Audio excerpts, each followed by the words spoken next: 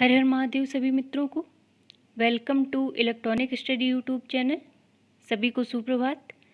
Daily current affairs की series में आज ये हमारी 34th नंबर की वीडियो है। और जैसा कि हम लोग लास्ट वीडियो में शुरू किए थे, जो वर्ष 2021 में महत्वपूर्ण पुरस्कार दिए गए हैं, तो कल जितने पढ़े थे उसके आगे के आज हम देखेंगे सेशन के लास्ट में। तो चलिए शुरू करते हैं आज का अपना सेशन और देखते हैं पहला करंट अफेयर। पहला है मुख्यमंत्री किसान मित्र ऊर्जा योजना। तो ये किसके द्वारा शुरू की गई है? तो ध्यान रखिएगा, राजस्थान सरकार द्वारा मुख्यमंत्री किसान मित्र ऊर्जा योजना की शुरुआत की गई है। इसका उद्देश्य क्या होगा कि हर किसान परिवार को बिजली के बिल पर 1,000 रुपये प्रति माह अनुदान दिया जाएगा, यानी कि उन्हें 1,000 रुपये की छूट दी जाएगी।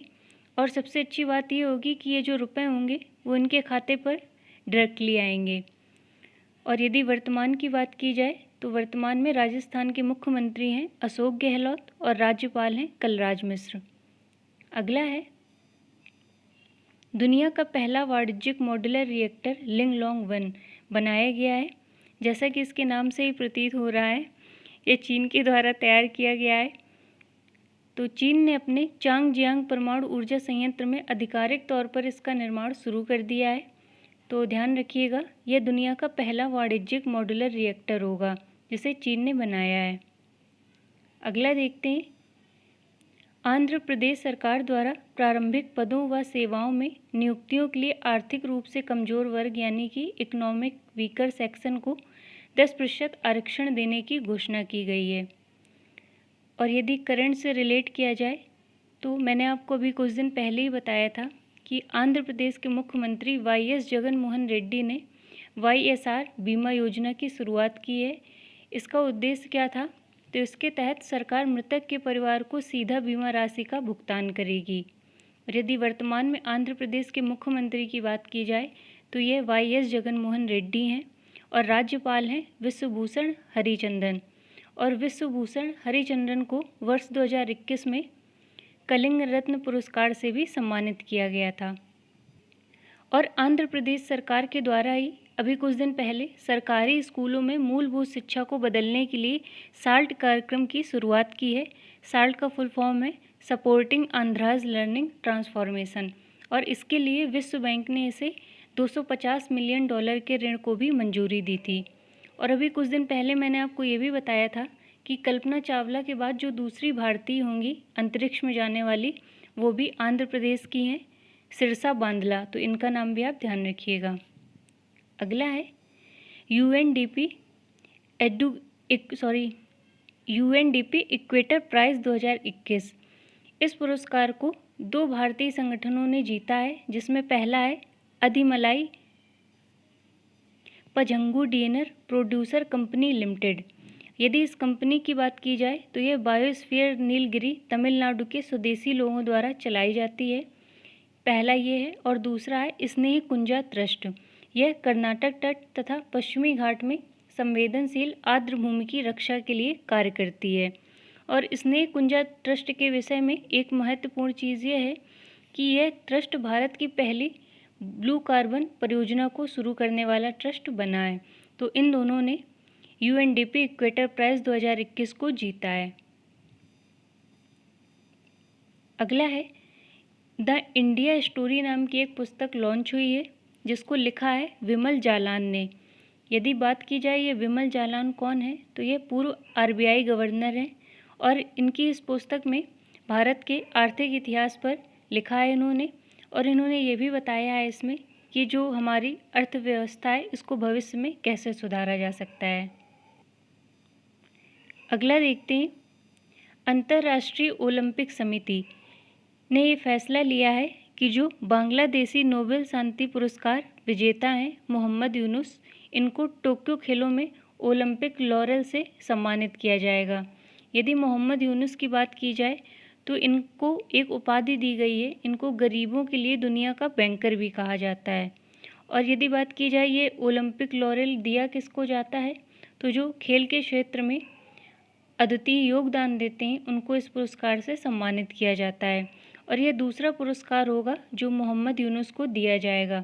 इनकी एक संस्था भी है यूनुस स्पोर्ट्स हब, जिसमें ये खेल के क्षेत्र में व्यापक कार्य करते हैं। और यदि बात की जाए ओलंपिक लॉरेल की कि प्रथम बार किसको मिला था, तो ये मिला था किप कीनो को, जो वर्ष 2016 में रियो ओलंपिक हुए थे। तो ध्यान रखिएगा, ये दूसरा ओलंपिक लॉरेल पुरस्कार होगा। अगला है, हाल ही में हिमाचल प्रदेश में चीन से लाए गए मोंक फ्रूट की खेती की शुरुआत की गई है। और यदि बात की जाए इस मोंक फ्रूट की, तो इसको सबसे पहले चीन के द्वारा ही उगाया गया था, वहाँ से ये इसकी शुरुआत मानी जाती है। और ये जो मोंक फ्रूट होता है, इसमें नेचुरल शुगर होती है, मतलब इसको जो शुगर वाले मरीज हैं वो भी खा सकते हैं, उनके लिए ये लाभकारी होगी। अगला है नेल्सन मंडेला डे। इसे हम 18 जुलाई को ऑब्ज़र्व करते हैं। और यदि शुरुआत की बात की जाए तो इसकी शुरुआत की घोषणा 10 नवंबर 2009 को संयुक्त राष्ट्र महासभा द्वारा की जाती है। और यदि नेल्सन मंडेला की बात की जाए तो यह शांति के लिए इन्हें नोबेल पुरस्कार मिल चुका है, और ये दक्षिण अफ्रीका के प्रथम अश्वेत राष्ट्रपति भी थे। हालांकि ये राष्ट्रपति बनने से पहले इन्होंने जो रंग भेद को लेकर था काफ़ी आंदोलन भी चलाए थे, जिसके चलते इन्हें काफ़ी वर्षों तक जेल में भी रहना पड़ा था। उसके बाद ये दक्षिण अफ्रीका के प्रथम अश्वेत राष्ट्रपति बनते हैं। तो उनके इसी योगदान को सम्मानित करने के लिए संयुक्त राष्ट्र महासभा द्वारा ये घोषणा की गई थी कि प्रत्येक वर्ष 18 जुलाई को हम नेल्सन मंडेला दिवस के रूप में सेलिब्रेट करेंगे। और यदि बात की जाए इनके जन्म के नाम की, यानी कि इनका बचपन से नाम नेल्सन मंडेला नहीं था, इन्हें रोलीहला मंडेला के नाम से जाना जाता था। बाद में इनका नाम नेल्सन मंडेला हो गया। अगला देखते हैं, वाराणसी में रुद्राक्ष कन्वेंशन सेंटर का उद्घाटन हुआ है, जिसे प्रधानमंत्री नरेंद्र मोदी जी के द्वारा शुरू किया गया है। अगला है, मध्य प्रदेश के नए राज्यपाल के रूप में मंगू पटेल की नियुक्ति की गई है। अगर इससे पहले पूछा जाए कि मध्य प्रदेश में कौन थी राज्यपाल, तो ये थी आनंदीबेन पटेल, जो कि वर्तमान में उत्तर प्रदेश की भी राज्यपाल हैं। मंगू पटेल का पूरा नाम भी आप ध्यान रखिएगा, इनका पूरा नाम है मंगू भाई छगन भाई पटेल। हालांकि इसके पहले जो मैंने वीडियो बनाई थी उसमें मैंने आपको बताया था कि राष्ट्रपति के द्वारा 8 राज्यों के राज्यपाल में बदलाव किया गया है, जिसकी लिस्ट मैं आपको बता चुकी हूँ।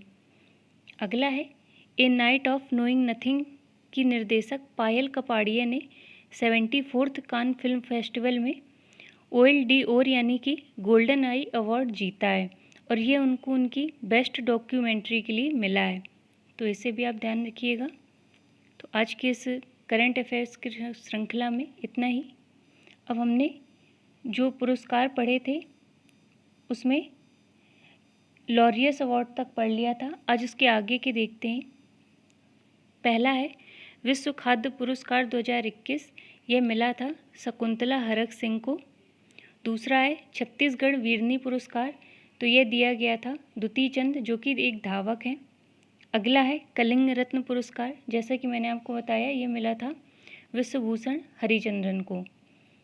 फिर है जायद पुरस्कार 2021, इससे 2 लोगों को नवाजा गया था। पहले हैं एंटोनियो गुटेरेस और दूसरे हैं लतीफ़ा इब्न जियातेन।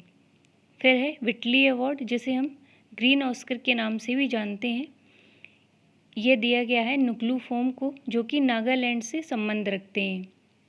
फिर है सर रिचर्ड हेडली पदक 2021, यह दिया गया है केन विलियमसन को।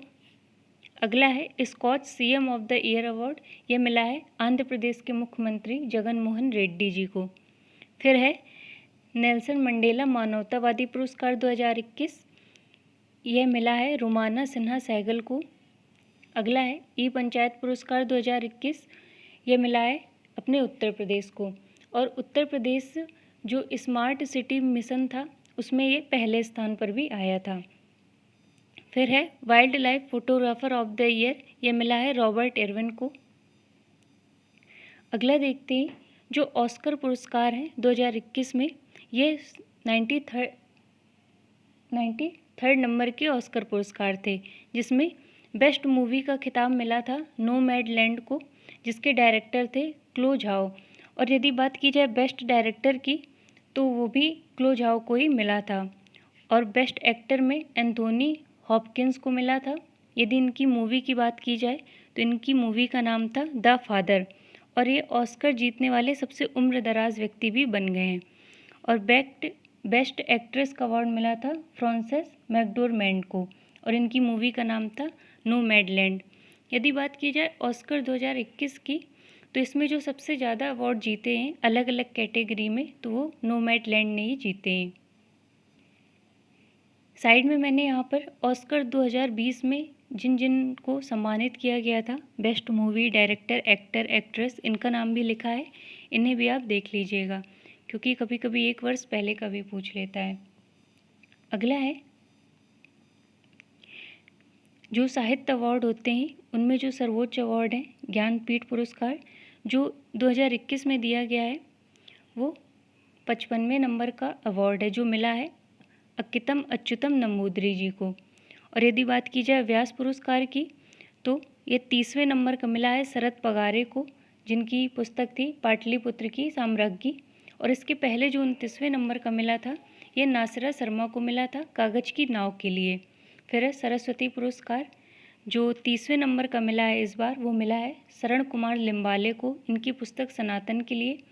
और जो 29वें नंबर का मिला था, ये वासुदेव मोही को चेक बुक के लिए मिला था। ज्ञानपीठ पुरस्कार यहाँ पर मुझे लिखना भूल गया है, मैंने बता दिया है, इसे ध्यान रखिएगा। तो आज के इस वीडियो में इतना ही, मिलते हैं अपने नेक्स्ट वीडियो में। तब तक के लिए धन्यवाद सभी को।